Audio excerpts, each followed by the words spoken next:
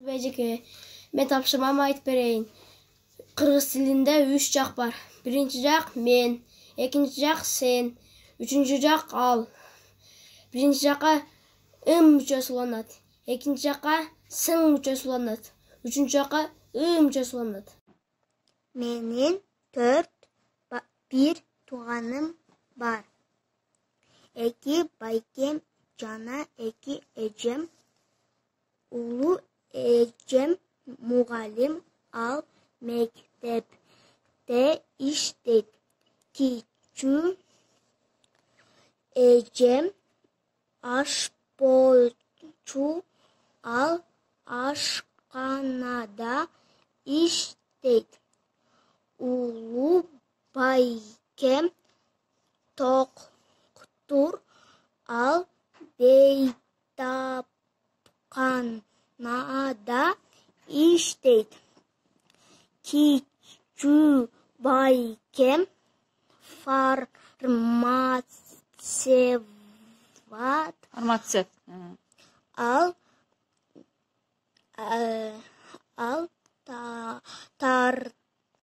Менин 4 тууганым бар. 2 байкем жана 2 эжем. Улуу эжем мугалим, ал мектепте иштейт. Кичүү эжем ашпазчу, ал ашканада иштейт.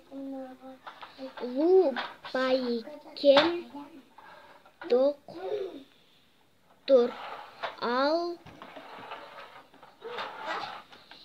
бейтапканада иштейт. Кичүү байкем фармацевт,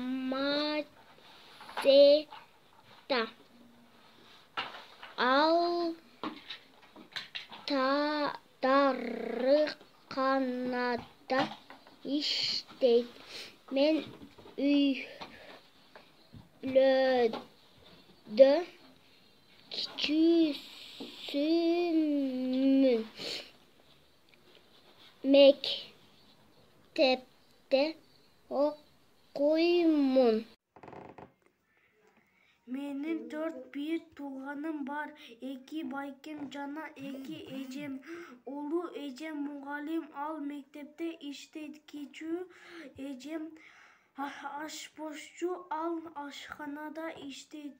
Улуу байкем доктур, ал бейтапканада иштейт. Кичүү байкем фармацевт, ал дарыканада иштейт. Мен үй-бүлөдө кичүүсүмүн. Мектепте окуймун. 100 жылдар мындан кийин да бул тоолор мынтип турушат. Анда да бизче адамдар карыбас үчүн тырышат.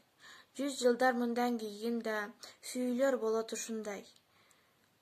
Ушинтип жерге жаз келип, ушинтип чыгат ушулай.